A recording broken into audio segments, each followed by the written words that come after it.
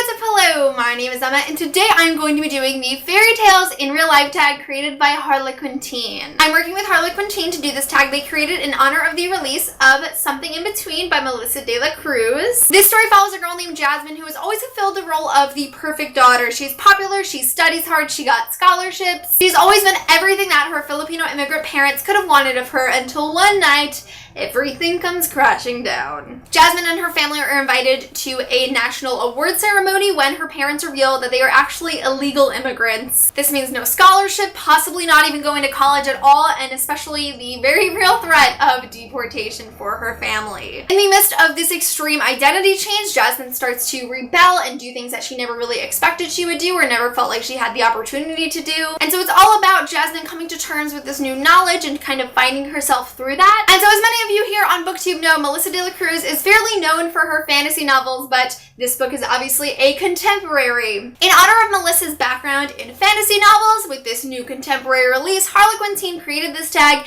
in order to kind of make the connections between a lot of fantasy tropes and things that actually happen in real life, because truthfully they're not all that different, and I think this is a really unique individual tag that I'm sure you guys will love, but I'm really excited to jump into these questions. Question number 1 is fairy godmother, a motherly or fatherly figure that helps guide a misguided protagonist. The book I chose for that is Since You've Been Gone by Morgan Matson. While Sloane is not actually Emily's motherly figure, she's just her best friend. As Sloane mysteriously disappears, she leaves Emily a list of different things for her to do, and Emily kind of takes it as this might actually lead me to Sloane and kind of understand why she's not here. This list is full of things that Emily and Sloane always talked about, but Emily was never really down to do, things that would really push Emily outside of her comfort zone. So I feel like in that way, Sloane kind of assumes a motherly role in Emily's life because she's kind of pushing her to do things outside of her comfort zone, kind of helping her mold into the person that Emily really does want to be. This was a fabulous book. You should totally read it. The second question is Prince Charming, a contemporary character that goes out on this heroic quest for their love interest. I actually have not read this book, but it is so high up on my TBR for contemporary books that no other book was going to fit. And that book is The Way Back to You by Michelle Andriani and Mindy Scott. This is a book about a girl named Ashlyn who dies unexpectedly in a bike accident, and while her best friend Cloudy is doing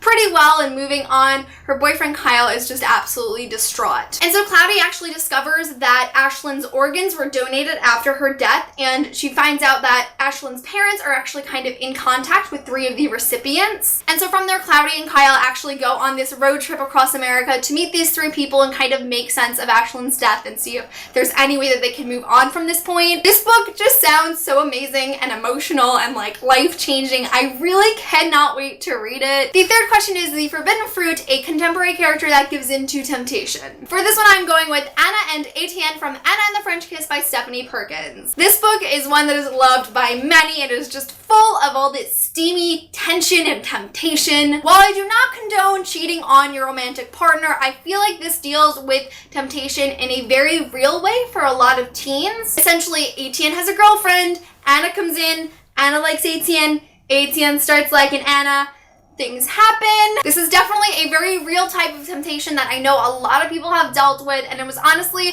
just a really fun story, and like I said, all that tension is just so good, and I loved it, and this book was fabulous. Question number 4 is The Clock Strikes Midnight, a contemporary character who is fearing an impending moment. For this one, I am going with Me Before You by Jojo Moyes. I feel like if you have not read the book or seen the movie, you still know what the book is about. It's all about this girl named Louisa who enters a new job as this kind of caretaker for a quadriplegic named Will. Through their interactions, Louisa learns that Will is contemplating committing assisted suicide because his life has just so been transformed by this event. So Louisa really takes this to heart, as I'm sure many of us would, and it's all about her trying to find a way to make Will want to stay and make him realize that life is worth living. So this whole book follows Louisa as she tries to convince Will that life is worth living, and she's trying to give him all these different opportunities and experiences that show him that he can still be happy in his current situation. And so of course the impending moment is the end of that 6-month period where he decides, I'm either going to do this or I am not. It was definitely an interesting story, one that I have not heard before, and I'm super happy I read it. Question number 5 is The Big Bad Wolf, an antagonist that the main protagonist feels feels defenseless against. I know this can be taken very, very literally, but I went with Every Last Word by Tamara Ireland Stone. This is about a girl named Samantha who is suffering from purely obsessional OCD, and so I definitely think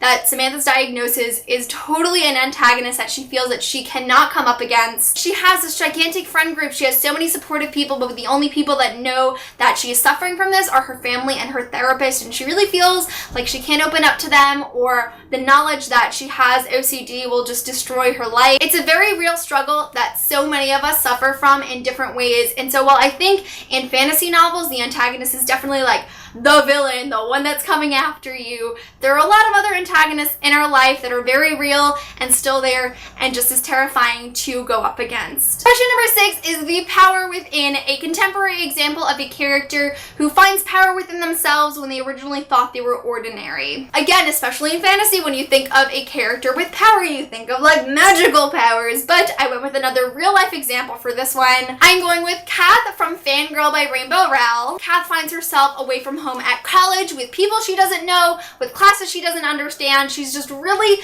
not in her place and feels like she can't survive it. But through this experience, Kath really comes to understand herself and realize that she is much stronger than she originally thought she was, and that getting through all of this might not be the complete apocalypse that she originally thought. So again, these are feelings that are very real to most of us, that all of us experience at some point. And I just feel like Kath is such a great example of a character who thinks they cannot handle something but is actually so much stronger than they originally anticipated. Question number 7 is the grand ball, a character who experiences a moment of fitting in. For this one, I am going with one of my very favorites, This Song Will Save Your Life by Layla Sales. This is literally a book about fitting in. It follows this girl named Elise who was never able to relate to anyone in her school. No matter what she did, she just couldn't find her place. One night she discovers this really awesome underground nightclub. She meets a group of people that she finds herself in. She finds a new hobby that she's really passionate about. And so this really is a coming of age, really discovering yourself story. And so what I think is important about this book is not only does Elise find some place to fit in with others and a scene that she can fit in with and music that she likes, she fits in with herself finally. She really comes to be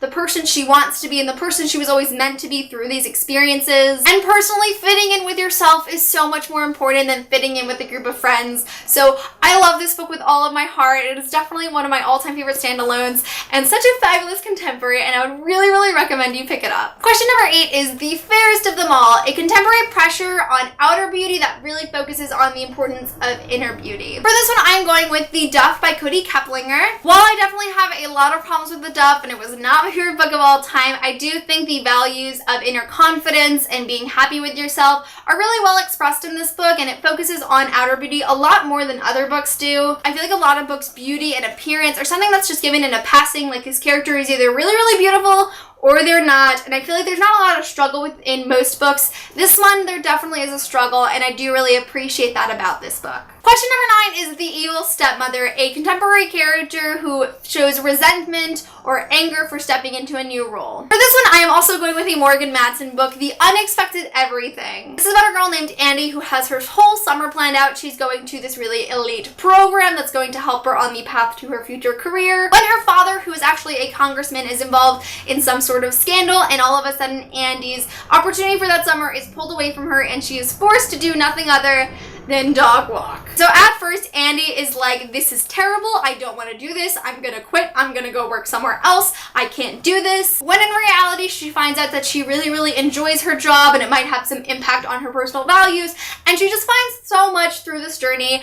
I love this contemporary, one of my favorites I've ever read, and I feel like it's just a really, really great expression of how you can be placed in a situation that you're not excited for or that you're really, really not looking forward to, but come out of it with something really different. And of course, the final question is happily ever after, the contemporary belief in finding happiness even when the road to get there has had its struggles. So for this one, I'm going with Volition by Lily Paradise. So this book follows a girl named Tate McKenna who is traveling from her old small hometown to New York to kind of escape all of the problems that she has left there. This girl has had a really, really difficult time, and all she wants is just to be away from that, to be at peace, and eventually find happiness in the end. And so I think this book that is told in the past and present does a really great example of showing how you can have this really dark past but still come out from it very light. It's a super fascinating book. I'm also in the acknowledgements if you want to pick it up because Lily Paradise is amazing, but this was such an awesome new adult book and I loved it so much. Alrighty, so that is it for the Fairy Tales in Real Life tag. Thank you again, Harlequin, for creating this tag, sponsoring this video, and of course, sending me the book, Something in Between by Melissa De La Cruz. This book is out now. I am super, super excited to read it because it is definitely not a story that I have heard before,